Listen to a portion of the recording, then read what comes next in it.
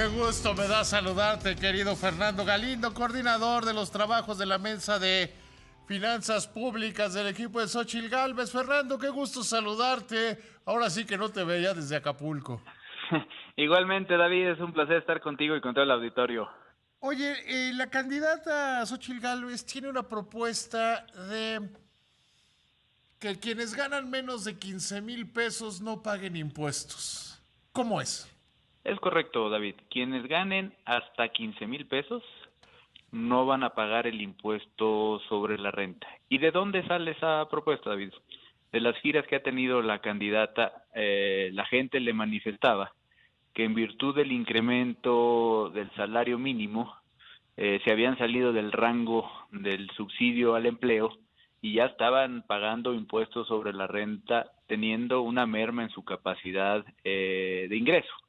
Entonces, revisando la información, la candidata lo que propuso el día domingo es que las personas, como están al día de hoy, que ganen un salario mínimo, no paguen impuesto sobre la renta, y lo amplió hasta 2 salarios mínimos, que más o menos son 15,000 pesos mensuales, que no paguen este impuesto sobre la renta. Hoy, casualmente, la Secretaría de Hacienda, después de escuchar la propuesta de la candidata Xóchitl Gálvez en el debate del día Que es un domingo. tema que ya traía con Canaco desde hace ya algún ratito, ¿eh?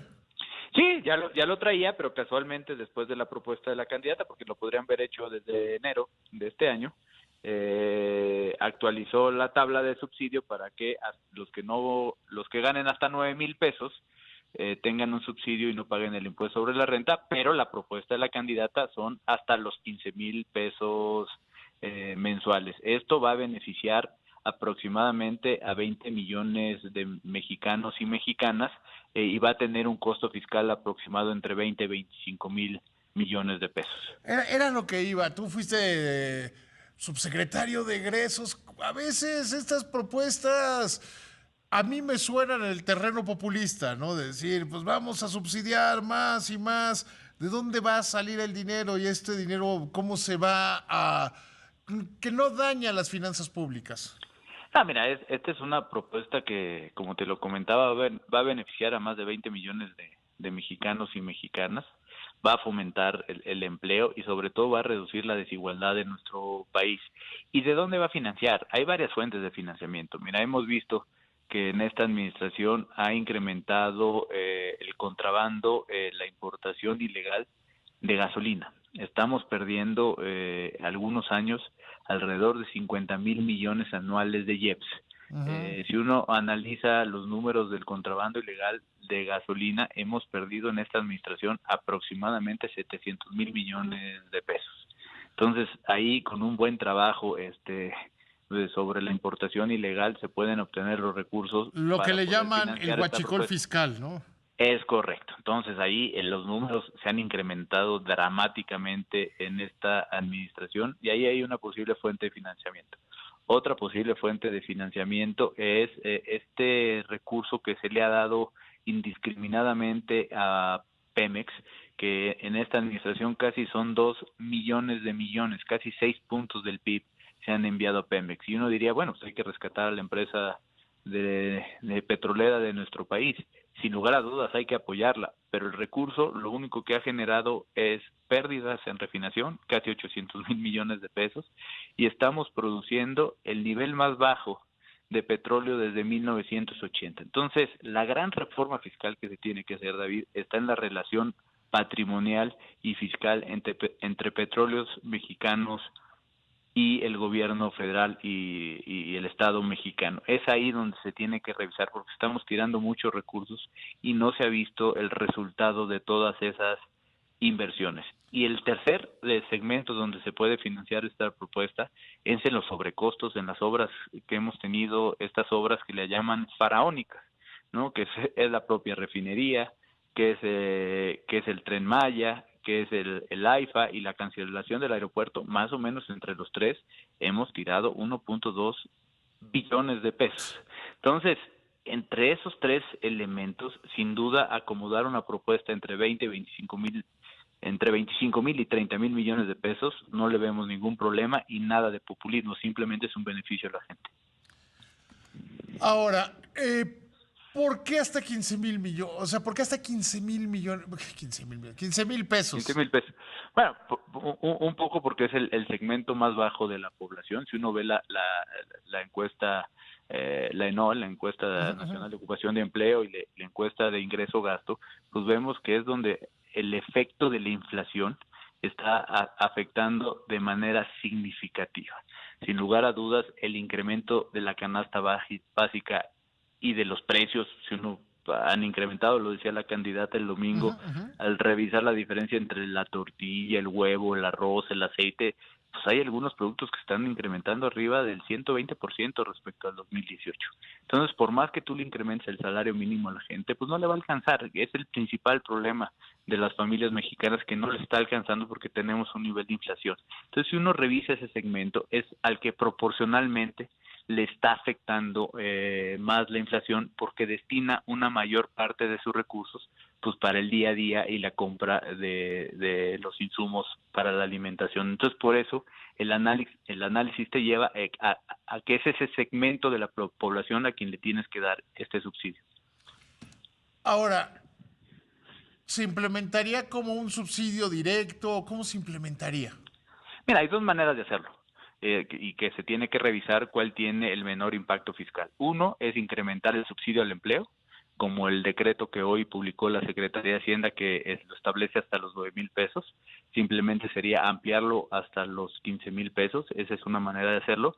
Y la otra es establecer una tasa cero a este segmento de la población que gana hasta 15,000 pesos. Son las dos maneras, legislativamente hablando, de hacerlo, en una reforma al impuesto sobre la renta o emitiendo un decreto.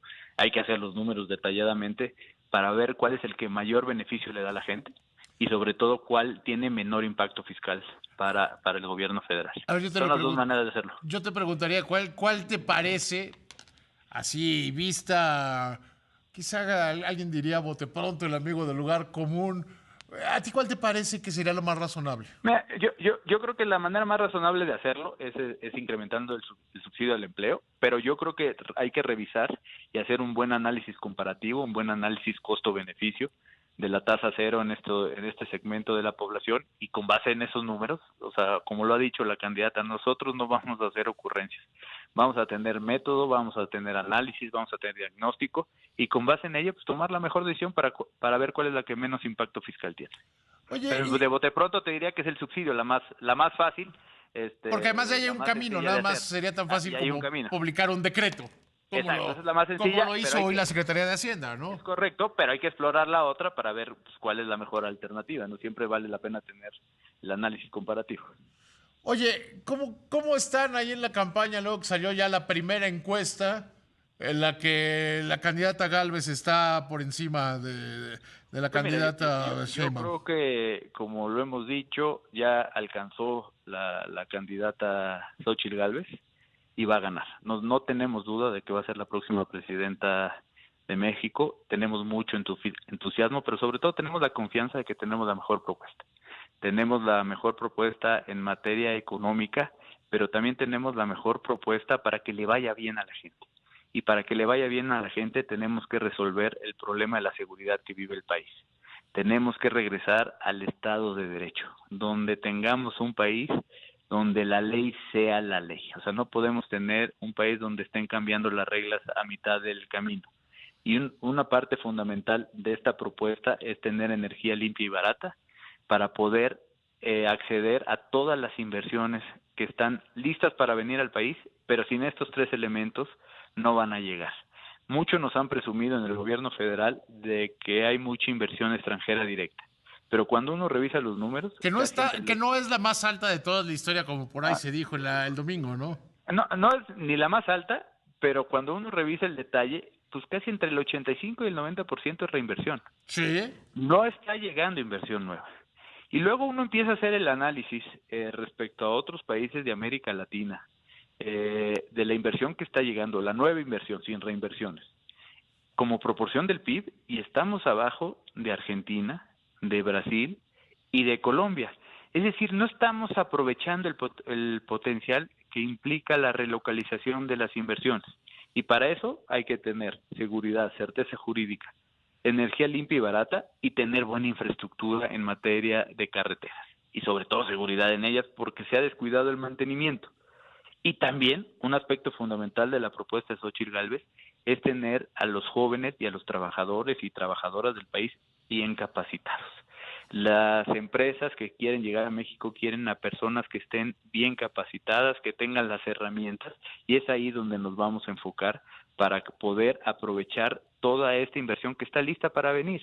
Decía la candidata en uno de sus eventos hace unos días que una empresa, me parece que es coreana, que estaba viendo si invertía en México o en Estados Unidos, se fue a Arizona y hizo una inversión va a hacer una inversión de 48,000 millones, una sola inversión, más de los 30,000 que nos presumen.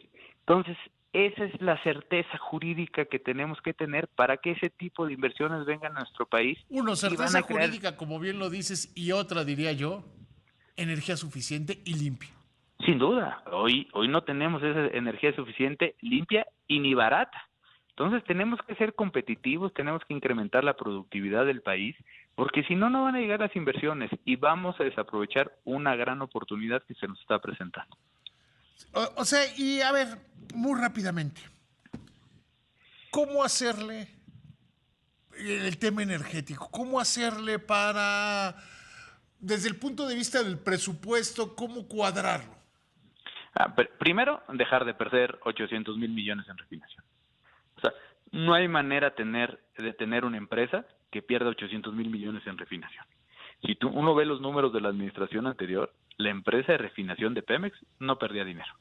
Entonces, eso es lo primero que se tiene que hacer y eso no requiere reforma fiscal. No, ni nomás reforma requiere energética. tener un buen director y un buen trabajo. Una buena gerencia. Amigo, te mando un abrazo, platicamos pronto. Te mando un fuerte abrazo, David, y un saludo a todo el auditorio. Que te vaya muy bien.